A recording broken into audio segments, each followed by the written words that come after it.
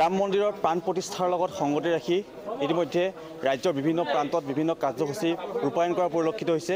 এই মুহূৰ্তত মই গহপুৰৰ মাছমজিয়াৰ যি শিৱ মন্দিৰৰ প্ৰাংগণত আছোঁ আৰু ভাৰতীয় জনতা পাৰ্টিৰ কিষাণ মৰ্চাৰ উদ্যোগত গহপুৰৰ মাছমজিয়াত স্বচ্ছতা অভিযান আৰম্ভ কৰিছে আৰু উপস্থিত আছে কিষাণ মৰ্চাৰ সভাপতি উৎপল বৰা ডাঙৰীয়া আৰু কেমেৰাখন নিবিড় আছে পৰিৱেশ হ'ব। এয়া হৈছে গহপুৰৰ পৰিৱেশ আৰু গহপুৰৰ মাছমজিয়াত এনেদৰে যি ভাৰতীয় জনতা পাৰ্টিৰ ৰাজ্যিক কিষাণ মৰ্চাৰ উদ্যোগত এনেদৰে স্বচ্ছ ভাৰত অভিযানৰ আৰম্ভ কৰা পৰিলক্ষিত হৈছে আৰু পুৱাই শতাধিক বিজেপি দলৰ কৰ্মী ওলাই আহিছে আৰু এয়া হৈছে গহপুৰৰ মাছমজিয়াৰ শিৱ মন্দিৰৰ প্ৰাংগণৰ পৰিৱেশ আৰু গহপুৰৰ বিভিন্ন স্থানত স্বচ্ছতা অভিযান চলোৱা পৰিলক্ষিত হৈছে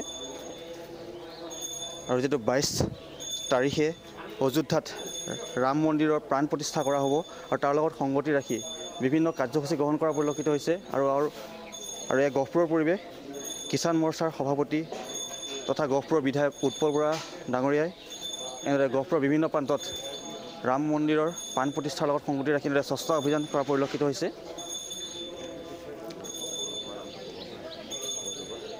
আৰু ভাৰতীয় জনতা পাৰ্টিৰ যি ৰাজ্যিক কিষাণ মৰ্চাৰ উদ্যোগত গহপুৰ পৌৰসভাৰ সহযোগত এনেদৰে পুৱাই গহপুৰৰ বিভিন্ন প্ৰান্তত স্বচ্ছ ভাৰত অভিযান চলোৱা পৰিলক্ষিত হৈছে আৰু শতাধিক বিজেপি দলৰ কৰ্মী ওলাই আহিছে আৰু বিধায়কগৰাকী নিজেই এনেদৰে হাতে কামে লগা পৰিলক্ষিত হৈছে।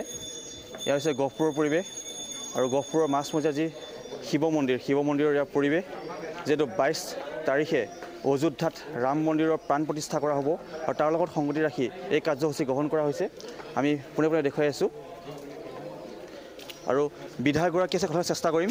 মই আপোনাৰ ওচৰলৈ অকণমান আহিছোঁ, কওকচোন 22 তাৰিখে যি অযোধ্যাত ৰাম মন্দিৰ প্ৰতিষ্ঠা কৰা হ'ব তাৰ লগত সংগতি ৰাখি এই কাৰ্যসূচী গ্ৰহণ কৰিছে, কি ক'ব? হয়, প্ৰভু ৰামচন্দ্ৰৰ প্ৰাণ প্ৰতিষ্ঠা অহা 22 তাৰিখে দিনৰ 12টা 20ত যি হ'ব সেই প্ৰাণ প্ৰতিষ্ঠাৰ উপলক্ষে আমাৰ প্ৰধানমন্ত্ৰী নৰেন্দ্ৰ মোদী ডাঙৰীয়াৰ বিশেষ নিৰ্দেশত আমি সমগ্ৰ ভাৰতবৰ্ষত মঠ মন্দিৰসমূহ আমি পৰিষ্কাৰ কৰাৰ কাৰণে বা ধৰ্মীয় অনুষ্ঠানসমূহ আমি পৰিষ্কাৰ কৰাৰ কাৰণে আমাৰ কাৰ্যসূচী আছিল সেই কাৰ্যসূচীত আজি আমি ভাগ লৈছোঁ।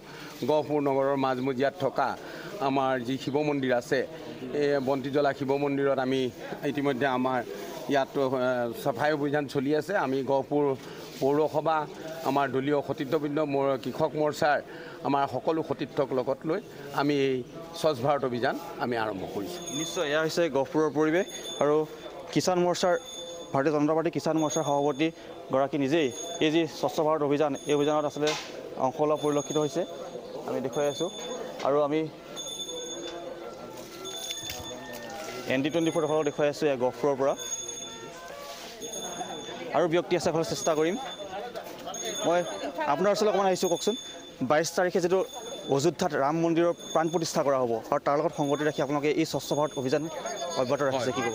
আমি আপোনালোকক জনাবলৈ পাই সুখী যে অহা 22 তাৰিখে যি ৰাম মন্দিৰ প্ৰতিষ্ঠা হ'ব অযোধ্যাত তাৰ পৰিপ্ৰেক্ষিতত 17 জানুৱাৰীৰ পৰা ক্ৰমান্বয়ে আমাৰ স্বচ্ছ তীৰ্থ অভিযান আৰম্ভ হৈছে। তাতে মাননীয় মুখ্যমন্ত্ৰী মহোদয় প্ৰধানমন্ত্ৰী মহোদয় এই স্বচ্ছ তীৰ্থৰ অভিযানত অংশগ্ৰহণ কৰিছে আৰু তাৰ পৰিপ্ৰেক্ষিততে আমি গহপুৰ সমষ্টিৰ সকলো কাৰ্যকৰ্তা একগোট হৈ আমাৰ স্থানীয় বিধায়কৰ লগতে আজি আমি গহপুৰৰ প্ৰখ্যাত শিৱ মন্দিৰৰ চৌহদত আমি চাফাই অভিযান কৰিবলৈ আহিছোঁ এই স্বচ্ছ তীৰ্থ অভিযানৰ লগত সংগতি ৰাখি। গতিকে সকলো ৰাইজকে এইকেইদিন যাতে স্বচ্ছতাৰে সকলো পৰিৱেশ নিকা কৰি আমাৰ এটা অক্ষুণ্ণ ৰাখে পৰিৱেশ, তাৰ কাৰণে আমি সকলোকে আহ্বান জনাইছোঁ। নিশ্চয় মই কেমেৰাজিক পুনৰ পৰিৱেশটো দেখাব অনুৰোধ জনাইছোঁ। এয়া হৈছে গহপুৰৰ মাছমজিয়াৰ পৰিৱেশ আৰু গহপুৰৰ বিধায়কগৰাকী নিজেই ওলাই আহিছে আৰু যি স্বচ্ছতা সেয়া তেওঁ নিজেই কৰা পৰিলক্ষিত হৈছে। যিহেতু 22 জানুৱাৰীত অযোধ্যাত ৰাম মন্দিৰৰ প্ৰাণ প্ৰতিষ্ঠা কৰা হ'ব তাৰ লগত সংগতি ৰাখি যি স্বচ্ছ তীৰ্থ অভিযান সেয়া কৰা পৰিলক্ষিত হৈছে আৰু আমি গহপুৰৰ পৰা দেখুৱাই আছোঁ।